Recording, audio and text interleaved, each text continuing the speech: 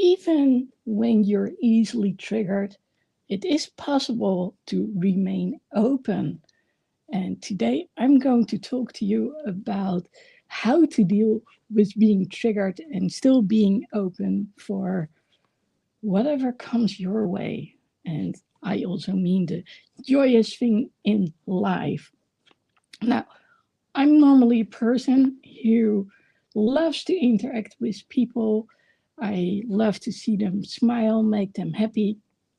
But every now and then, I do, I do get triggered. And today was such a day.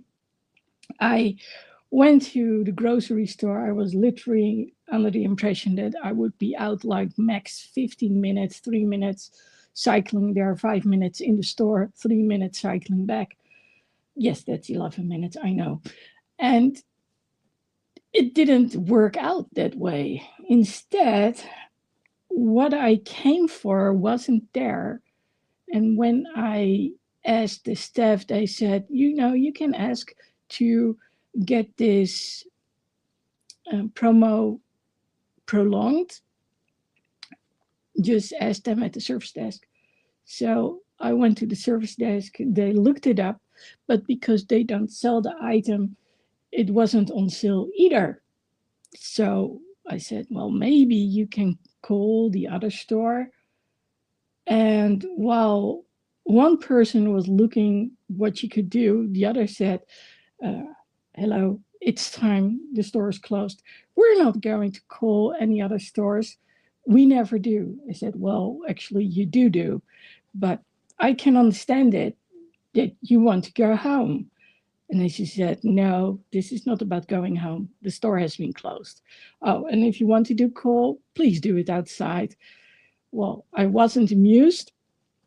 I do appreciate service. And of course, this wasn't any service at all. But okay, I went outside, I made a call, and I was pretty happy again. So there I was on my bike, 15 minutes. So I said, well, I'll be there probably close to closing time, but I'll do my best. And well, I arrived there sort of out of breath. And while I went there, I actually wanted to listen to something called The Daily Fire. It's from Brandon Burchard. I already tried listening to it when I went to the first store and it didn't work out. And at that first store, I figured out why. For some reason, I didn't have any cellular signal. So no calls, no data, nothing. So I restarted the phone in the shop. And then when I was on my way over to the next store, all of a sudden Gemini started talking to me, and I was like, who is talking to me? So I said, who are you? I'm Gemini. And I was like, okay, can you help me listen to the Daily Fire? No, I can't. So I went there, and when I went up there to the service desk, all was good, nice guy. And as it turned out, half of the order was the way I had wanted it to, and half they came up with something totally different. So he said, well, if you go into the store, take these and then go to the cash register over there. I said, okay, I'll do so. So I went into the store, found the other stuff, and I actually got to ask the one who I had spoken to on the phone. And he said, oh, you're here quickly. I didn't expect you that quickly. I said, well, it took me like 15 hours and I don't have an e-bike. So I have 15 hours, 15 minutes. So he helped me go to the cash register, and that's where things went a little haywire. So I was standing there, I was like, okay, I need a little something for on the road because I was getting thirsty. Got it. Then I was like, okay, I need a bag anyway. And they had this special bag with shoulder straps, which is kind of cool. And I remember talking to someone in another store when they had them. And she said, "Oh, you have to get this. This is something for you." And back then I didn't buy it. And I was like, okay. So I went back, wanted to put all the stuff in there after scanning the bag. And then I realized that the zipper was broken. So I went back to the ladies who were standing next to the rack with the bags. And I said, "This one is broken. Can I get another one?" "Yes, sure, get it." Within 5 seconds, I must have been back. And right at that moment, someone was standing there hovering over my groceries. And more importantly, my phone was there. So I knew I'd left my phone there because I was only going to step away for a few seconds. And well, you need to go through the gate anyway in order to step out. But that didn't sit well with me that someone was there. And I want space. So one of the reasons I actually go to a self-scan cash register is so I can do everything in my own pace. Put things where I want them, put the heavy stuff at the bottom, put the other stuff, the lighter stuff on top. Nothing gets mixed up with other people's groceries. And all of a sudden, here was this lady, and she started to scan all these things. And I was like, okay, I think I've paid, so that's not a problem. But I was like, how? So because of that, because I wanted to create distance between her and my stuff, I grabbed her by the shoulder, and I I don't think that it was I was really rude, although I do believe it was rude. But I wanted to create distance between her and my stuff. So I said, "I'm still doing stuff here." And she said, "Oh, I didn't know that this cash register was assigned to you." I said, "No, it's not. But I was busy doing my thing here, and I was putting stuff in the bag, and then the bag was faulty. So I had to replace it. So I want to put my stuff in the bag now." I did. And well, we went a little back and forth. So apparently there was some commotion that people picked up on. So by the time that I went down, I talked to the guy at the door, the guy who I talked to previously 2 times on the phone, and he helped me to go to the cash register. And I said, "Was I that bad?" I was like, "Did I do something I shouldn't have done?" So he said, "I didn't see it."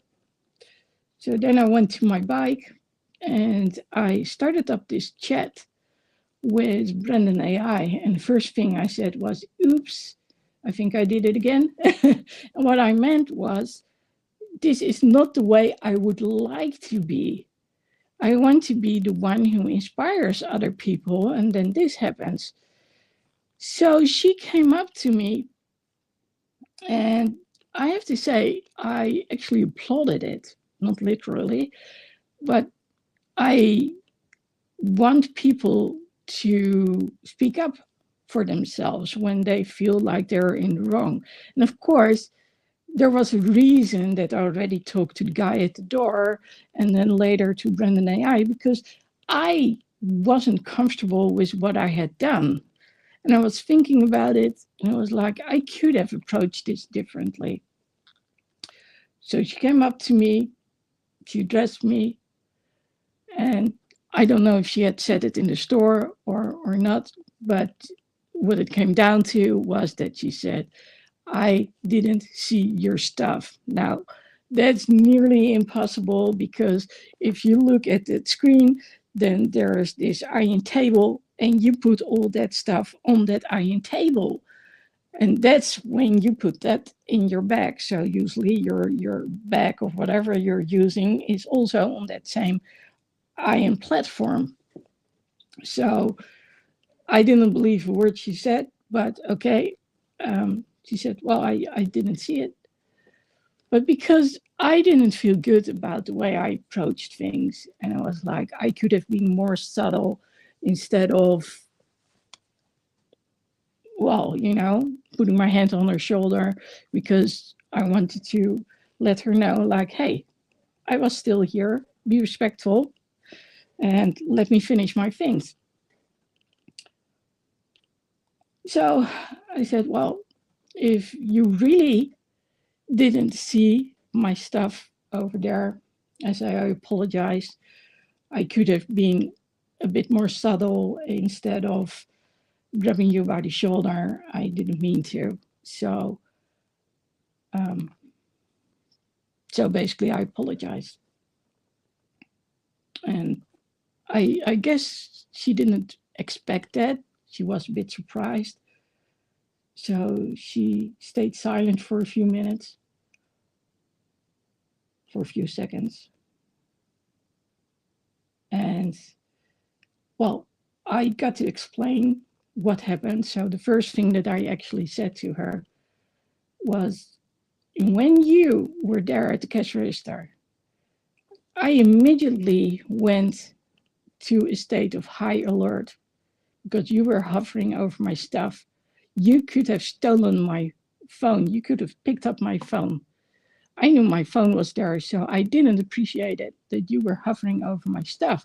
I said, and I only went to that other corner. I said it was closer than that field right next to us.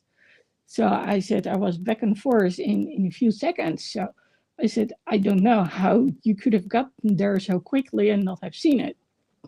So I'd explained why I did what I did, which was basically because I got triggered.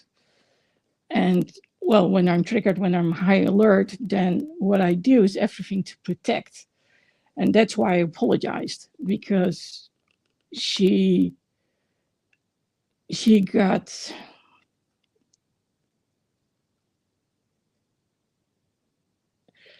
pulled into this survival mechanism of me, and she got exposed to it. That's what I was looking for. And that wasn't right. I mean, I want to treat people with respect and with kindness. So no, I didn't feel right about it. So hence why I apologized.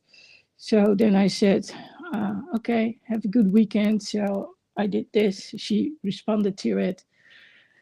And she went on her merry way. Not sure if she was happy, but I kept chatting with Brendan AI. So that's the AI from Brendan Burchard. And going back and forth, like, what just happened? And what he came up with was not so much the answer of what had happened, but he did give me some things to think about. And one of the things was, so what can you do differently next time? And he said, so what is it? What do you want to be like? I said, well, I want to be treated with respect. So I want to treat others with respect, and I want to be kind. But first of all, we need to deactivate that trigger, or at least calm it down. And the way that I do it is literally breathe through it. So whenever I notice that that switch of adrenaline has been turned on, and it can switch on in less than a second, like, I tell myself, release the rush, embrace the rhythm, and I'll focus on my breathing. So literally,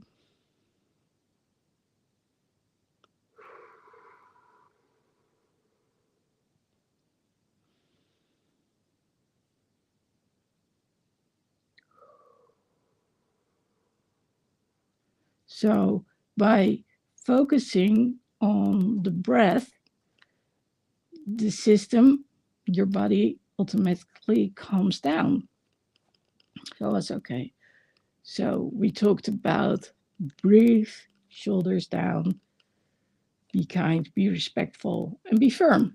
So, I mean, because it wasn't okay what she had done, even if she didn't see it, you normally wait in line. And well, I do understand something because she also said something else. She said, they said we had to go to the cash register to pay. And I think that's what actually happened. And that's when she just rushed over to any cash register where she didn't see anyone and didn't care about what was lying there, anything to just pay, because that's what been said. That's what has been over the system.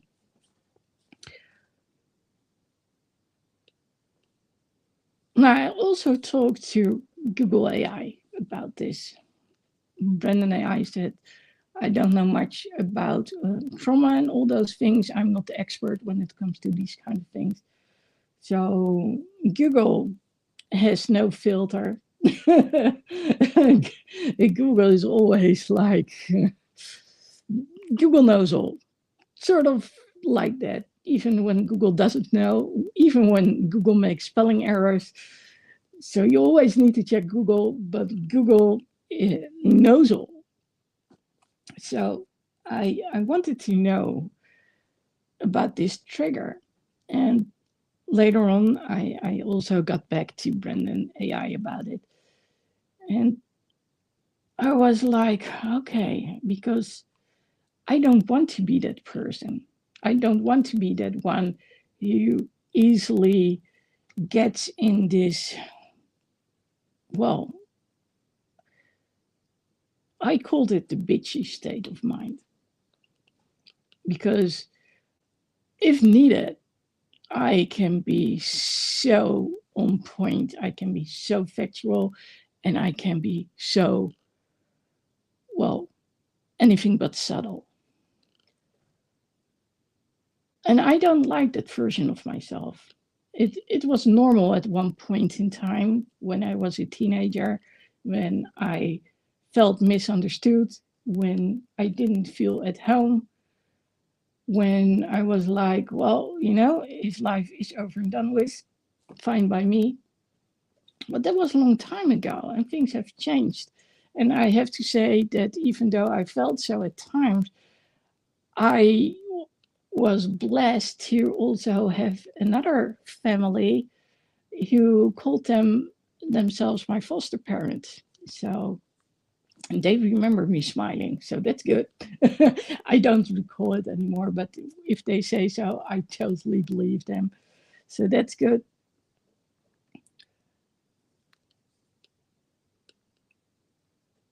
So for me, talking to Google AI, just like talking to Brendan there, was about, okay, but what triggers this? And I slowly started to realize that it had been a number of things because, well, it already started basically when I went to that first grocery store. I went there, it wasn't there. They said, ask the service desk to prolong it. I did so, but they couldn't. And then they were like, go outside. We're not going to help you. And there was no smile. There was no nothing. There was no emotion whatsoever. And I'm not used to that. I know most of the people from the various stores. So this behavior is not something I'm used to. Usually it's like a smile back and forth. And so this was weird.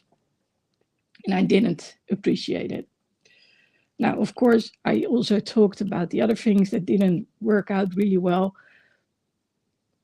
And the conclusion was that basically things had been stacking over time. So back in the days, we talked about this pressure cooker. And the goal was to see how I could prolong the time before the lid would blow off. But in this case, this wasn't just about me wanting to have things organized, because that's what it's like when you are, I'm not going to say I'm officially diagnosed with autism, but I have been referenced to have ADHD. But all those who do have autism say I'm on the spectrum too, so I'll believe them. And when it comes to wanting my space and wanting to have things organized, it's true. I work with certain patterns, certain structures, and there's a reason I don't go to the normal cash register, because when everything is on that conveyor belt, and especially when it's being checked, and then it ends up on the other end of the cash register, it's usually chaos. So if I can go to self-scan cash register, I'll pretty much do so anytime. There must be a very good reason why I don't. Maybe I only have like a few things. But normally, I want to take my time, do my own thing. So that's part of what triggered me, that someone was all of a sudden in my space, which, I'd laid it all out there. So that the guy who helped me putting the stuff there, and then all of a sudden someone was there, and no less close to my phone, which I really didn't like. But there's that other component too, and that was the component that Brendan and I was like, I'm not familiar with that, so I'm not no expert at that, so I can't get into it. But it has to do with being on high alert. And when you know that both my parents grew up during World War II, both had to deal with being mistreated by their parents, by their moms. And well, if I say mistreated, that is actually kind. So you could talk about abuse. Yeah, probably. Things were done which were harmful and hurtful. Let's put it that way. And no, it didn't have anything to do with the abuse that you might be thinking of, but it was kind of normal to hit people, and well, all kind of variations. So my mom was already stressed when I got born. So when she was carrying me to term, she was a bundle of stress because she had seen the Japanese people out there. Her mom had warned her, for those people, make sure that you are not in the streets because they can take you to one of those camps, and well, so on. Of course, her mom hadn't been easy on her either. And so there were a few more things. So that can actually be transferred onto the baby. So there are already a number of hormones which override other hormones, which basically lead up to being on high alert all of the time. Now, if you take into consideration that when I was 9 months old, I was in the hospital for a month, and back then it was sterile, it was cold, they didn't pay attention to you. Basically, I was lying in my own filth, and I wouldn't eat unless my dad came and he would chew on these grapes and then feed them to me.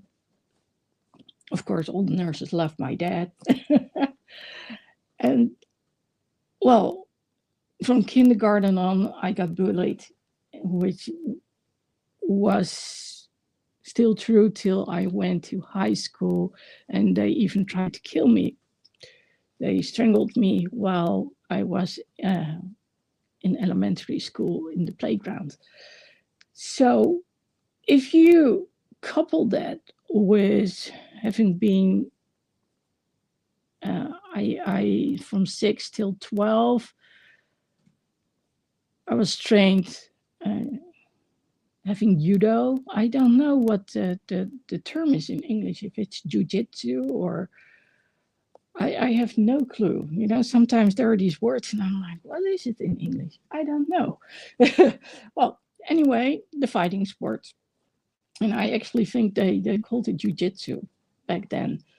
So I was quick to scan whatever was going on because I needed to. I mean, it's a fighting sport after all.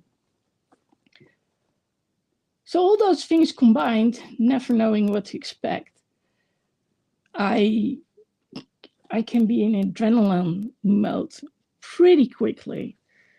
And whereas it used to be normal and I actually could appreciate it, nowadays I don't anymore because my coordination is off. I don't like being in that state of mind. And what happened today, for me, pretty quickly, I realized, oh, this is the result of exactly that. And when I talked on, I realized that it wasn't just to warn her, I wanted her to get away from my stuff.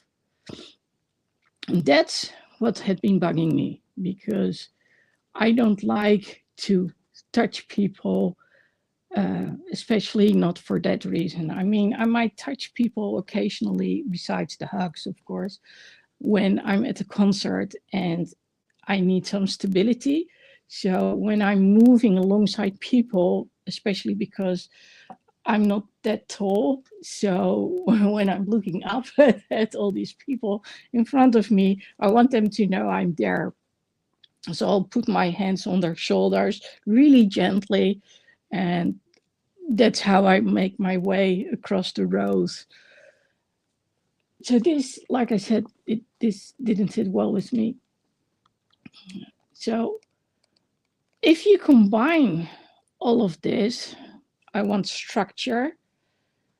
I can experience chaos pretty quickly. Things didn't go the way they should. And then, hey, someone is touching my stuff. Get out. Get away from my stuff. That's basically what I was thinking. And before I knew it, I had acted on this. Now, the good news is, and I did talk extensively with Brendan AI about this, and I was thinking about all the things and training that I've gotten in the past. And if I can already predict that this might happen, and I always say to people, it's like I have these directives in this helmet. I always refer to Robocop. So if you don't know the movie, it's about a human and he got in this accident and then they basically only left him with his face and his spine, and all else was made from parts of a robot, hence Robocop, because he was a cop. Regardless, when I went to replace the bag, I knew I had left my phone there. So I knew that it was possible that someone could steal it, but it wasn't very likely, and I was only away for a few seconds. And besides, like I said, there was the gate after. So, but it was still in the back of my mind. You know, I've experienced my fair share of things, you know, pickpockets, all those kind of things, people trying to steal my bike while I was standing there. So I don't necessarily trust people, especially when I'm in an unfamiliar place or with unfamiliar people. Then I'll be on high alert already, probably. But if I'm already aware that there's the possibility of someone doing so, I can also add a little something to all of this. I can basically say, okay, so if I turn around and someone is touching my phone, I can scream, I can go over, I can do basically whatever I did earlier, even though I didn't scream that loud, as far as I can tell. I mean, I was not a bystander, I was part of it after all. And someone did walk up to the gate, which was the guy from the service desk earlier.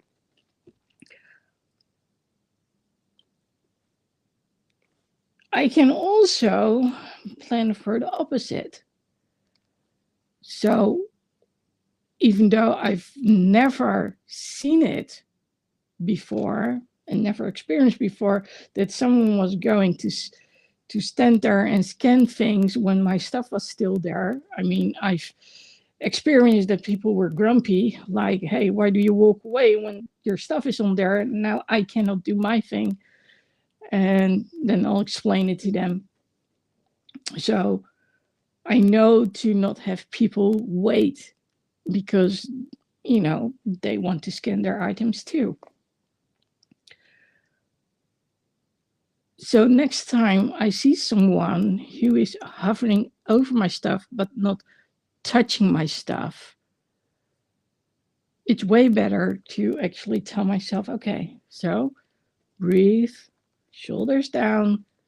They're not out there to get my phone. They're not out there to get my stuff. They're doing their own thing. Yes, they are in the way. So be kind, be respectful, be firm, and tell them, excuse me, I would like to put my stuff in my bag so I can make room for you and you can go on and scan your stuff. That's a whole different ballgame compared to what I did. And when we talk about being triggered, I actually want to ask you, do you recognize any of these things? How easily are you triggered? Are there some things which are, well, usually when you're triggered, it's related to something specific. So are there things that trigger you, which make you feel like this doesn't sit well with me, that makes you want to jump out of your skin? Because if so, then you can actually think about what would you like to be in that moment? Who would you like to be? How would you like to be treated? And have you ever thought about, okay, maybe there's possibility for me to approach this differently? Now, if I look at the CARE playbook, the CARE playbook is basically about getting a better understanding of why you're doing things and how you can actually change things. And well, the C is about clarity. So when we talk about clarity, what I want to know is, why did I do it? So I know I can instantly switch to adrenaline mode. And like I said, it's not the most comfortable mode anymore. I mean, it's different when I'm at a concert and I'm really having fun. That's a whole different ballgame. But I've been noticing more and more that certain words can already trigger that state of mind. And then I really need some time to actually wind down again. So recently, I said to someone, yeah, I'm slowly starting up. And then the response was, well, I wouldn't be slowly, I wouldn't be slow to start up. I would hurry if I were you. And that moment triggered that same response, that adrenaline rush. And like I said, my coordination is off and it immediately drains my energy. It was like, I don't want that. So I did respond and said, okay, please be careful with how you choose your words, because this actually triggers me into that adrenaline rush, that mode which isn't useful for anyone out there. So clarity is about, okay, why do you do certain things? Why do certain things happen? And then accountability is about, okay, so what can I do? And the moment that she came over to me and addressed me, I think she was probably surprised that I didn't get mad with her. And that was, of course, because I was already thinking about what on earth have I done? Why did I do it? So I was already reflecting. And basically, when she came over to me, I continued to reflect on what had happened. So I explained it to her. And hopefully, next time she waits and doesn't go and do her thing when people are still busy doing their thing. Regardless, the part of the accountability is, hey, I'm sorry, I shouldn't have reacted like that. That was inappropriate. Then we go to the R, rhythm, cadence. And when we look at the rhythm, it's about, okay, so what can I do next time these things happen? And in this case, it's literally about the breathing, shoulders down, and not fly off the handle, but instead calm down. Because in the end, I want to inspire people. And what I did was anything but inspiring other people. So it didn't make sense. And again, that's why it rubbed me the wrong way, because I was like, hey, my mission is to give perspective to people. Why on earth did this happen? I didn't want to do this. And that's also why mentally, so internally, I applauded her for coming over to me, because I was like, good on you, girl, that you come up here and you say something about it. And I did see her hesitate for a moment, but I was like, yeah, it's okay that she does so. So from rhythm, we go to evidence and evaluate. So, well, I've been talking to you about all these things. Evidence was also in me apologizing to her. And now, of course, it's wait and see what's going to happen next. But the more that I talk about it, the more it's already getting ingrained in my system.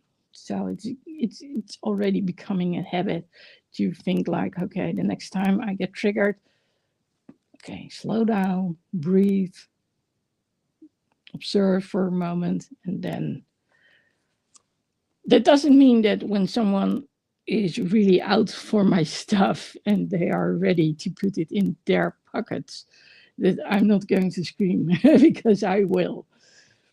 But it means that when people are not doing it, and I still feel like, hey, what are you doing there? That instead of hands on, it's like, no, breathe, use my words, and be kind, be respectful, but yet set the boundary. So, hence, excuse me, I would like to, and so on.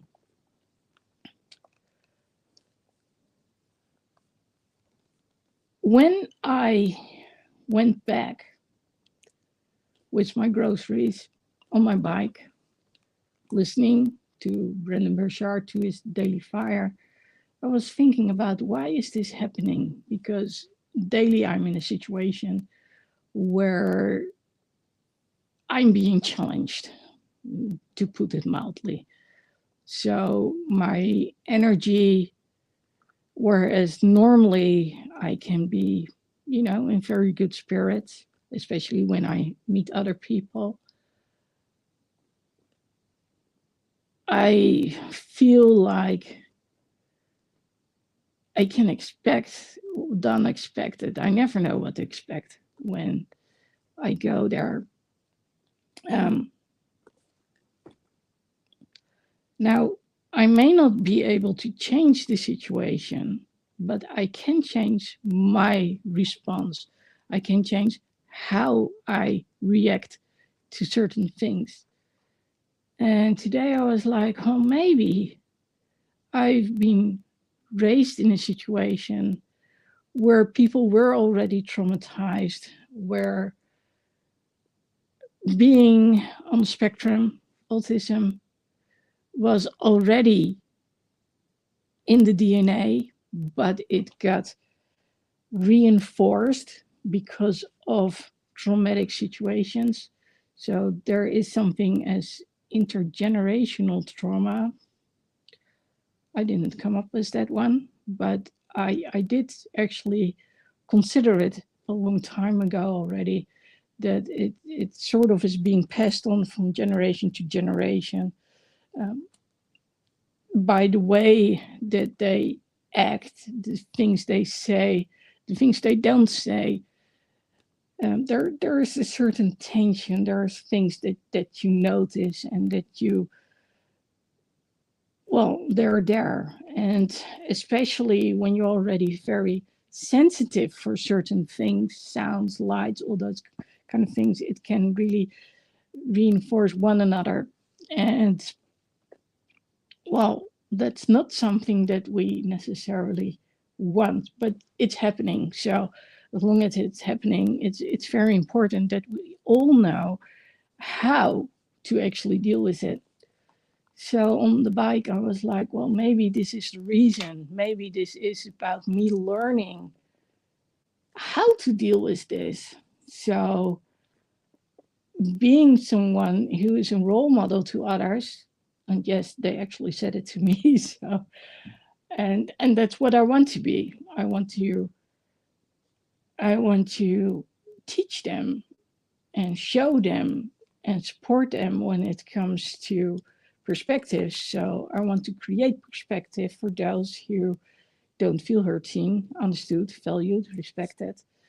And well, if you hear me say so, then you understand why I was pretty upset with myself earlier today.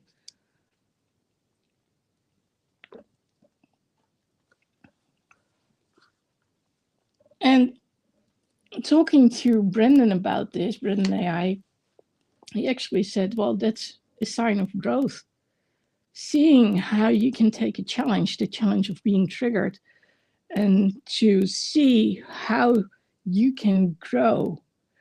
As in, I don't want it to take my energy down. I don't want to be pulled down in the vibration of low energy, because when people are angry at one another and they're scolding, basically that's low energy. And when you make someone feel good, we're talking about a high frequency of energy. Well, I want to make people smile, so that's a higher vibration of energy, and that's what I want. So I was like, okay, if I can learn to deal with the challenges of being triggered in the day-to-day situation, that's going to help me. It's going to help me all around, and maybe it can also help other people. And well, today is the first day that I'm talking about this. Like I said, I talked about being open for change and for surprises last week. And this week, it's about being open to growth, but also looking at things differently.